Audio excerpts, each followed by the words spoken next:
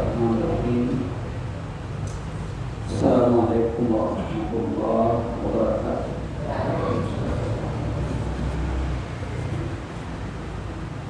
Alhamdulillah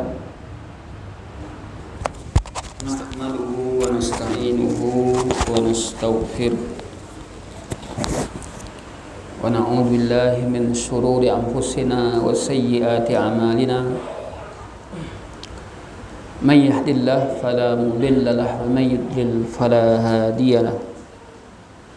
Asyhadu an la ilaha illallah wahdahu la syarika lahu wa asyhadu anna Muhammadan abduhu wa rasuluhu la nabiyya ba'd. Allahumma salli wa sallim ala nabiyyina Muhammadin wa ala alihi wa sahbihi wa man tabi'ahum bi ihsanin ila yaumiddin, amma ba'd. Fa inna asdaqal kalam kalamullah wa khairal hadi Muhammadin sallallahu alaihi wasallam wa syarrul umuri muhdatsatuha wa kullu muhdatsatin bid'ah wa kullu bid'atin dhalalah wa kullu dhalalatin finnar. Masyaallah muslimin dan muslimat, ikhwan dan akhwat, Bapak Ibu yang dimuliakan Allah. Kembali pada malam hari ini kita ungkapkan syukur kita kepada Allah. Dengan nikmatnya Allah masih memberikan kekuatan kepada kita untuk bisa menegakkan amal saleh, yaitu as-salah. Kemudian diikuti dengan menambah ilmu kita, mendengarkan kajian ilmu yang insyaallah ta'ala merupakan hal yang sangat bermanfaat. Salam dan salam untuk Nabi kita Nabi besar Muhammad sallallahu alaihi wasallam sebagai uswah kita, tauladan kita dan panutan kita. Jemaah dimuliakan Allah, kembali kita lanjutkan kajian kita kitab Minhajul Muslim, di mana pada minggu yang lalu kita sudah membahas beberapa poin dari hukum-hukum yang berhubungan dengan as-salah. Yang pertama, tentang apa kita bahas pada minggu yang lalu? Tentang apa? Poin yang pertama tentang hukum salat. Bahwa hukum salat adalah faridatullahi, Allah fardukan, Allah wajibkan salat itu atas setiap mukmin. Ya. Ini berdasarkan faqimus shalah wa atuz zakah. Faqimus shalah innas salata kanat 'alal mu'minina kitaban mawquta. Tegakkanlah salat, sungguhnya salat itu ya adalah wajib bagi orang-orang mukmin pada waktu yang sudah ditentukan. Waktu yang tertentu. Kemudian ini terdapat dalam surat An-Nisa ayat 103. Dalil yang kedua ada dalam surat Al-Baqarah 238. A'udzubillahi minasyaitonir rajim. Hafizu 'alas salawati was salatil wusta. Jagalah salat-salat kalian dan salat wusta, yaitu salatul asar. Allah menyuruh di sini untuk menjaga salat. Kalau Allah suruh menjaga salat, berarti adalah wajib bagi kita untuk ya menegakkan salat, menjaga waktunya, menjaga rukunnya, menjaga kaifiatnya, menjaga kekhusukannya. Hafidhu 'alas salawati was salatil wusta. Kemudian juga dalil dari hadis bunyal Islam ala khamsin. Dibangun Islam itu atas dasar 5 perkara. Syahadati an la ilaha illallah wa anna Muhammadar Rasulullah wa iqamus shalah wa ita'iz zakah dan seterusnya. Islam dibangun di atas 5 perkara, di antaranya adalah as-shalah. Jadi salat itu bangunan Islam. Kalau salat tidak ditegakkan, ya maka runtuhlah Islam tadi.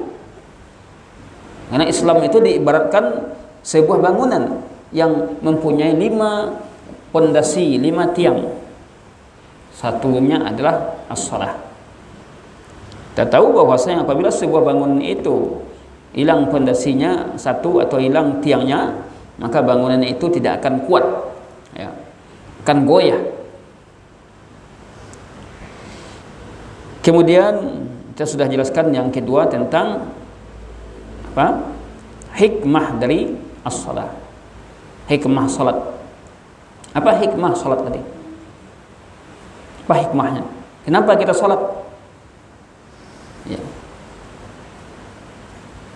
Salat itu adalah untuk mensucikan diri kita, tazkiyatun lin nufus, membersihkan diri kita. Nah, orang yang salat hatinya kotor, orang yang tidak salat hatinya kotor, maka orang yang salat hatinya bersih. Nah, tentu jadi tanda tanya di sini salat yang bagaimana? Tentu salat yang didasari dengan al-ilmu, memahami salat tadi, mengenal rukun-rukunnya, ketentuannya, paham dia, bukan hanya asal salat saja, akan tapi dengan salat yang benar. Salat itu adalah ibadah yang mendekatkan kita kepada Allah Subhanahu wa taala. Dia juga ibadah yang mampu mencegah orang dari perbuatan keji dan mungkar. Coba kita lihat perilaku orang yang salat dengan tidak salat pasti berbeda. Pasti. Tidak bisa disamakan. Mana nilai orang yang salat dan orang tidak salat? Apa? Kan ada orang mengician, ambo iya tidak salat mana tapi ambo elok. Bisa nak seperti itu? Kalau ya eloknya salat, ya, nggak bisa dia mengatakannya elok atau dia baik, sementara ya tugasnya amanah yang Allah embankan kepadanya tidak dilaksanakannya. Jemaah dimuliakan Allah. Keutamaan salat sudah kita jelaskan keutamaannya, di mana dia adalah ra'su al-amri, ya, dia merupakan amud tiang daripada Islam tadi, ya. Kemudian yang membedakan orang muslim dengan orang kafir adalah as-salah, ya. Gimana dia mengaku muslim kalau tidak salat, ya. Bagaimana dia mengaku sebagai seorang muslim kalau dia tidak salat? Bainar rajuli wa bainas syirki awil kufri tarkus salat. Pembeda antara seorang muslim dengan orang yang syirik atau orang kafir adalah meninggalkan salat. Makanya para ulama sebagian para ulama menyikapi orang yang meninggalkan salat dihukum kafir, terlepas dia dari salatnya itu ditinggalkan, ya, dengan sebab malas atau tidaknya. Sebagian ulama menetapkan salat itu hukumnya ada meninggalkan salat hukumnya bagi seorang muslim fasik jika selagi dia masih mengakui wajibnya hukum salat, ya, maka dia dikategorikan fasik. Ikhwatuna fiddin yang dimuliakan Allah. Salat adalah seutama-utama amal. Ketika Nabi SAW ditanya oleh sahabatnya, ya, ayul a'mali afdal, mana amal yang lebih baik, ya, mana amal yang lebih baik, maka apa jawaban Nabi? Faqal as-salatu liwaqtiha, salat pada waktunya. Berarti salat itu di awal waktu, ini yang paling baik. Kemudian kita sudah menjelaskan hadis Nabi tentang salat yang 5 waktu diumpamakan dengan apa kemarin?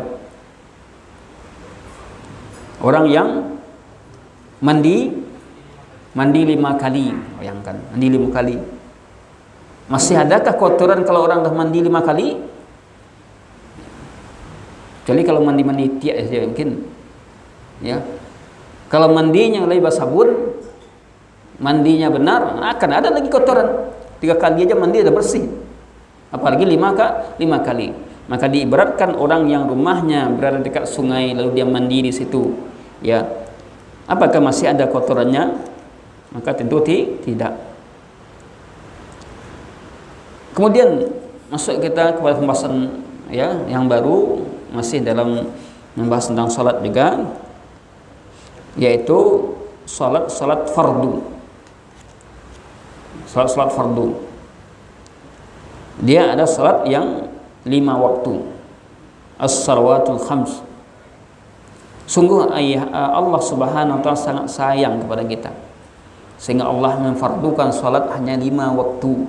Asalnya 50. Ya.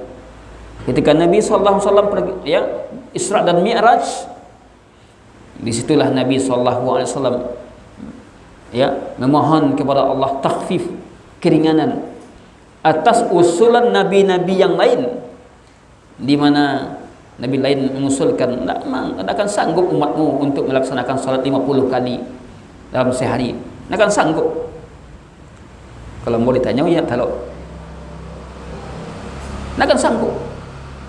Oleh karena itu, karena syariat Islam itu sesuai dengan kemampuan seorang. Tidaklah dianggap hikmah kalau Allah memerintahkan suatu sementara hambanya tidak sanggup melaksanakannya. Berarti Allah tidak punya sifat bijak. Akan tapi 5 ini pasti sanggup. Ini pasti sanggup ya hambanya melaksanakannya. Dan itu pun pahalanya sama dengan 50 kali. 5 salat sama dengan 50 kali. Ini bukti sayangnya Allah kepada kita. Allah tidak membebani kita dalam hal ibadah kecuali sanggup kita melakukannya. La yukallifullahu nafsan illa wus'aha. Allah tidak membebani seorang melainkan sesuai dengan kesanggupan Allah. Jemaah dimuliakan Allah Subhanahu wa taala. Jadi adapun salat-salat yang fardu, dialah as-salawatul khams. Dialah yang dikatakan salat 5 waktu. Az-zuhur, al-asru, wal maghrib, wal isya, was subuh. Ya. Zuhur, asar, maghrib, isya, subuh. Ya. Asar. Zuhur, asar, maghrib, isya, subuh. Ini yang dinyatakan dalam hadis ya, yang diriwayatkan oleh Imam Ahmad, Imam Abu Dawud. Khamsu salawatin katabahunallahu 'alal ibad. Ada 5 kali salat yang Allah telah fardukan kepada hamba-hambanya. Man ata bihinna, siapa yang datang melaksanakan yang 5 tadi, lam yudayya minhunna syai'an istighfafan bihaqihinna. Allah tidak akan menyia-nyiakan sedikit pun hak-hak mereka. Ya. Kana lahu 'indallahi ahdun an yudkhilahul jannah. Adalah di sisi Allah untuk orang ini janji. Ya Allah menjanjikan ayyudkhilahul jannah, yaitu masuk surga. Masya Allah. Jadi salat ini merupakan wasilah untuk masuk surga. Waman lam ya'ti bihinna falaysa lahu 'indallahi ahdun. Siapa yang tidak melaksanakan salat, tidak datang melaksanakan salat, ya, Allah tidak menjanjikan kepada mereka. Tidak ada janji Allah untuknya. Insya'a adzabahu, jika Allah menghendaki, Allah akan azab dia. Wa insya' ghafaralah, jika Allah menghendaki, Allah akan ampuni dosa-dosanya. Jemaah dimuliakan Allah. Salat fardu itulah dia tadi, yang sudah maklum, sudah kita ketahui. Ya. As-sunnah, kemudian salat sunnah. Ya. Apa saja salat-salat sunnah ya yang disebutkan oleh para ulama? As-sunnatu minas salati, sunnah dari salat apa? Seperti al-witir, salat witir. Ya. Kemudian salat sunnah fajar. Fajar itu salat sunnah ya ketika sudah masuk waktu subuh, nama sunnah fajar. Wal aidan, salat 2 hari raya. Ya. Ini adalah sunnah muakkad ya. Sunnah yang muakkad. Wal kusuf, salat gerhana matahari, wal khusuf, gerhana bulan. Wal istisqa, salat istisqa. Apa itu salat istisqa itu? Minta hujan. Kalau sudah panas terus minta hujan. Tapi kalau hujan-hujan terus, apa yang salat istisqa juga namanya? Iya, bagian salat istisqa namun minta diberhentikan hujan lagi. Kalau hujan terus, ya, itu kita minta mohon kepada Allah agar hujan itu berhenti. Kemudian wahadi sunanun muakkad, inilah namanya sunnah muakkad. Jadi salat sunnah muakkad itu salat witir, sunnah fajar, salat dua hari raya, salat gerhana matahari, gerhana bulan, ya, salat istisqa minta hujan. Ini namanya sunnah muakkad, ya. Kemudian tahiyatul masjid, yaitu salat sunnah tahiyatul masjid. Kalau kita masuk masjid, maka disunahkan kita salat ini tahiyatul masjid. Untuk apa guna? Ihtiramul lil masjid, untuk menghormati masjid. Bahkan kalau sekiranya awak salat di musalla, ya, dia do sunnah tahiyatul musalla, ya ndak musajid tu. Dia awak kok kini kan di negara awak kok dibedakan antara musajid dan musalla. Sebenarnya kalau di situ ditegakkan salat 5 waktu, maka dia adalah tetap masjid. Jawa di Indonesia kok namanya dibedakan, adalah surau namanya, ya, adalah nama surau. Surau itu masjid juga sebenarnya. Di kita yang membedakan, ya. Kalau ditegakkan waktu berjamaah di situ, ya, di mana yang datangnya di situ adalah masyarakat, ya. Tapi kalau di rumah itu tidak masjid, namun rumah kapling cek rumah, ya, ruangan di rumah mungkin 2 kamar 3 kamar, salat kita di situ, itu tidak masjid namanya, itu musalla, tempat salat kita. Yang masjid ini memang diramaikan oleh orang lain, orang banyak yang meramaikan, maka dikatakan masjid, ya. Nah, ikhwatan fillah, Bapak Ibu yang dimuliakan Allah. Jadi tahiyatul masjid, kemudian ada salat rawatib. Kalau salat rawatib, salat sunnah yang menyertai salat fardu, apa namanya? Rawatib. Sunnah rawatib. Ya, istilah-istilah agama itu sudah tahu dia, Pak. Istilah salat rawatib, sunnah rawatib. Kenapa dinamakan rawatib? Karena dia menyertai salat-salat fardu, ya. Sunnah rawatib. Apa saja sunnah rawatib tadi? Ya, 2 rakaat, ya, sebelum salat subuh. Sudah masuk atau subuh. Kalau sunnah fajar namanya. Salat rawatib 3. Itu lebih kuat itu. Nabi tidak pernah meninggalkan salat sunnah fajar. Walaupun di perjalanan beliau, ya, dan sunnah fajar ini tetap 2 salat sunnah yang tak pernah tinggalkan beliau meskipun dalam perjalanan. Salat sunnah fajar dan salat sunnah witir. Ya, karena bagi Nabi itulah, beliau menganggap itu adalah hampir dekat kepada wajib. Kemudian, ya, 2 rakaat sebelum salat zuhur, 2 rakaat sudah salat zuhur, ya. Kemudian pada waktu salat asar, 2 rakaat sebelum salat asar. Sudah asar tidak ada salat lagi. Kalau ada bapak ibu melihat orang sudah salat sunnah, ya sudah salat asar, tanda tidak mengerti, tidak paham, tolong ditegur. Tak ada salat sunnah sudah salat asar, tidak ada, ya. Tak ada salat sunnah sudah salat asar. Salat sunnah apa tadi itu? Tanya sama dia. Kemudian salat maghrib 2 rakaat sudah maghrib. Salat maghrib ada tapi tidak rawatib, tidak muakkad. boleh dikerjakan, boleh tidak.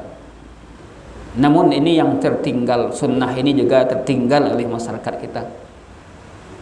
Rata-rata masjid di Kota Padang ini, ya, habis azan maghrib langsung ke qomat. Iya Pak?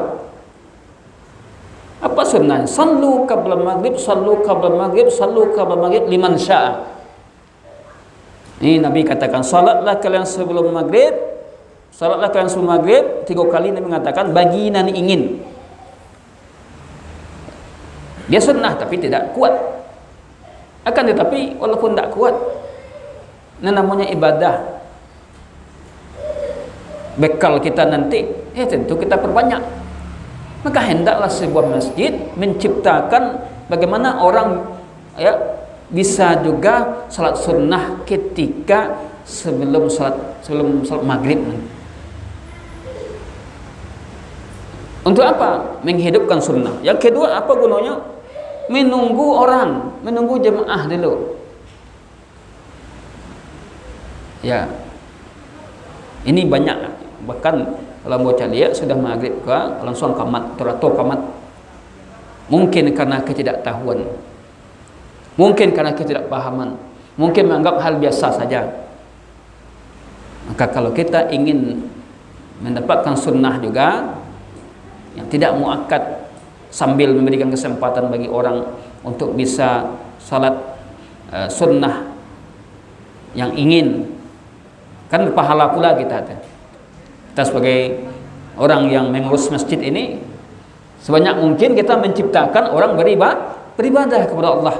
Selagi ibadah itu sesuai dengan sunnah, dicobalah, ya.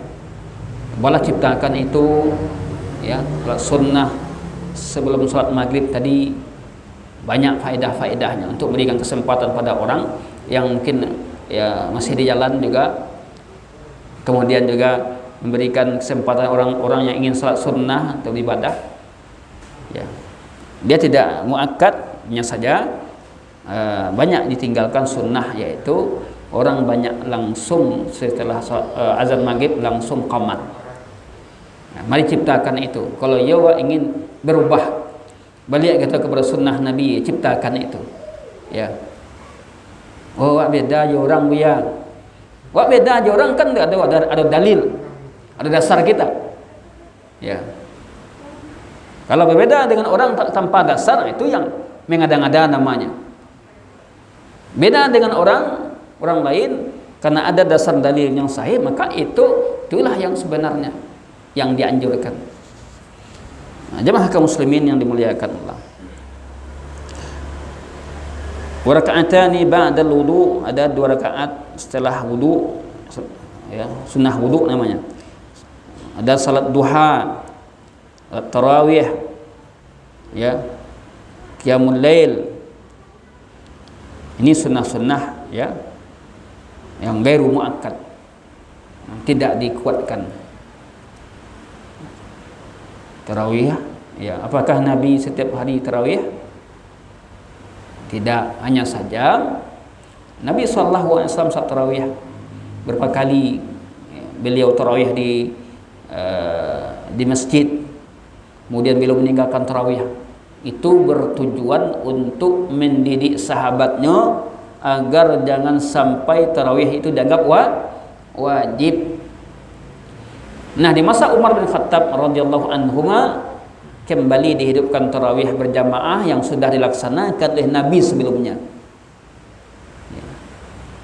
Di hari keempat salat tarawih, Nabi tidak ada di masjid. Beliau di kamarnya, tunggu-tunggu oleh sahabat, ya. Besoknya ditanya oleh sahabat, kenapa ya Rasulullah, kenapa engkau tidak datang? Kami menunggumu. Inni khasyitu an tufrada alaikum. Aku khawatir kalau sekiranya ini diwajibkan atas kalian. Ini diwajibkan. Begitu Nabi mendidik sahabat, ya, dalam suatu amalan, jangan sampai suatu amalan itu karena dilakukan terus menerus dianggap wajib oleh sahabat. Nah, termasuk juga kita di masjid ya rutin mungkin melaksanakan apa yang namanya pagi Jumat dah sujud sajadah boleh, tapi sekali-kali didik pula umat untuk tidak mengerjakan itu. Maka jangan sampai ya ketika tidak dikerjakan jemaah protes. Mau pernah satu masjid ya waktu mau tinggal di situ beberapa kali melaksanakan sujud sajadah. Salah satu masjid di Kota Padang, di awal-awal tinggal di Kota Padang, 2 kali, besoknya enggak leh. Habis salat ribut jemaah. Wah, ya enggak anu tadi itu. Lainlah suati waktunya. Kalau seperti itu sudah menganggap wajib. Habis itu ambo jalehan, Bapak Ibu sekalian. Saya mendidik Bapak Ibu sekalian. Mendidiknya sengaja saya tidak salat apa namanya tadi sujud tilawah, sujud sajadah, supaya Bapak Ibu tidak menganggap wajib hal tersebut.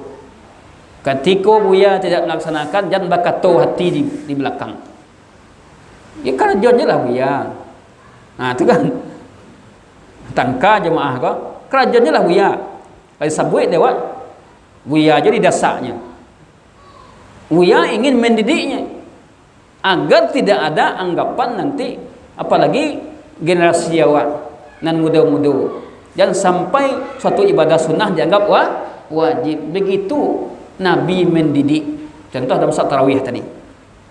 Namun ketika anggapan-anggapan tadi sudah diketahui oleh orang semuanya, maka tidak mengapa, lakukanlah ya, lakukanlah demikian.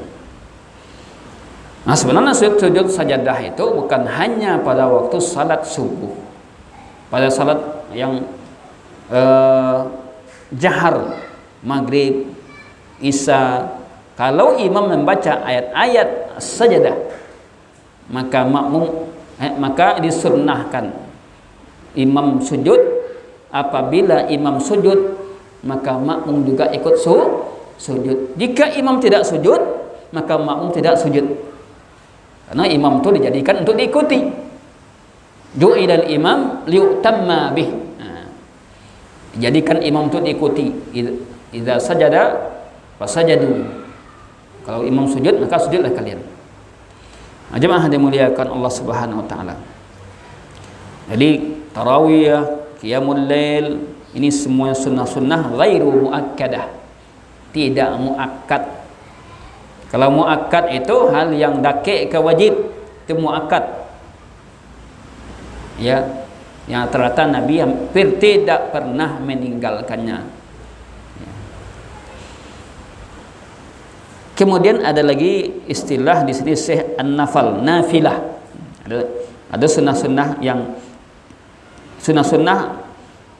yang tidak muakkad, tidak pula gairu muakkad, tapi sunnah nafilah. Jadi sunnah mutlak. Ya, sunnah mutlak namanya. Pada waktu malam, ada pada waktu siang.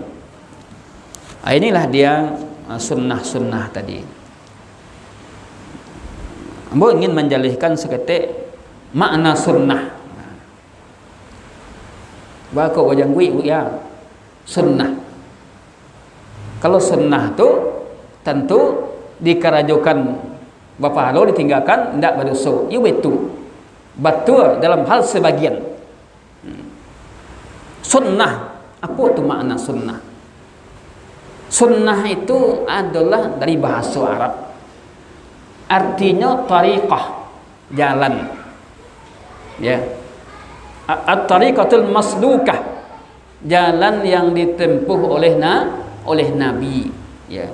Min qaulin, mungkin berupa perkataan, atau fi'lin, atau perbuatan, atau taqririn, atau ketetapan, ya. Itulah dia sunnah. Nah, sunnah ini bisa juga jatuh kepada lazimah, wajib. Bisa juga jatuh kepada mustahabbah, anjuran, motivasi. Contoh awak disuruh oleh Nabi salat sesuai sunnah. Sallu kama ra'aitumuni usalli. Itu wajib atau anjuk motivasi itu. Salatlah kalian sebagaimana melihat aku salat. Itu lazimah atau lazim atau tidak? Lazim. Nah, lakukanlah sesuai dengan ajakan Nabi. Nah, itu makna sunnah. Jadi beribadah sesuai sunnah, berarti sesuai yang diajarkan oleh Nabi. Ikut tidak ada sunnahnya dah, berarti Nabi tidak pernah melakukan. Nah, berpuasa sesuai sunnah. Nah, berpuasa sesuai sunnah. Ya. Dalam hal kalau you ikut sunnah puasa, dalam hal makan sahur, bagaimana sunnah makan sahur? Kapan waktunya? Di akhir, ya, menjelang masuknya waktu subuh. Nah, itu sunnah. Bukan jam 3 makan sahur, bukan jam 2, bukan pulang dari salat tarawih. Dulu ketika saya suat, ketika dahulu, ya, ada lampu listrik ko tarang lai. Sebagian masyarakat kita salat tarawih, sahur, saya sudah salat tarawih. Iya, Pak. Ya, waktu dulu nak. Sebagian daerah mungkin di kampung-kampung terdapatkan seperti itu. Ya, karena ya mereka takut nanti tidak makan sahur. Kalau kita sekiranya makan sahurnya jam sabaleh, betapa lamanya dia menahan. Jam 12 mulai menahan. Pagi lelatiahnya. Makanya beda puasa kita dengan puasa ahlul kitab. Akalatus sahur. Orang Yahudi berpuasa je, orang Nasrani puasa je, tapi nak ada makan sahurnya dah. Tasahharu fa inna fis sahuri barakah. Bersahurlah kalian, sungguhnya dalam sahur itu adalah keberkahan. Walaupun sahur itu sebagian orang tak taluk makan nasi, dia putih aja sahur dia namanya. Iya, minumnya iya ke, minum iya sagaleh, lah dianggap sahur itu. Jur'atan min ma'. Balik kita kepada kaji kita. Kalau itu mengaji puasa, adalah dikaji oleh Ustaz Ahmad Daniel, Ustaznya. Kaji Ustaz Ahmad Daniel dalam fikih puasa beliau. Tapi kita singgung-singgung aja sedikit tentang sunnah. Sunnah berbuka. Sunnahkan kita berbuka yang manis. Maka korma manis. Nabi dengan korma dan air putih. Kalau awak berbuka manis sesadonya. Akhirnya apa? Ya, sakit.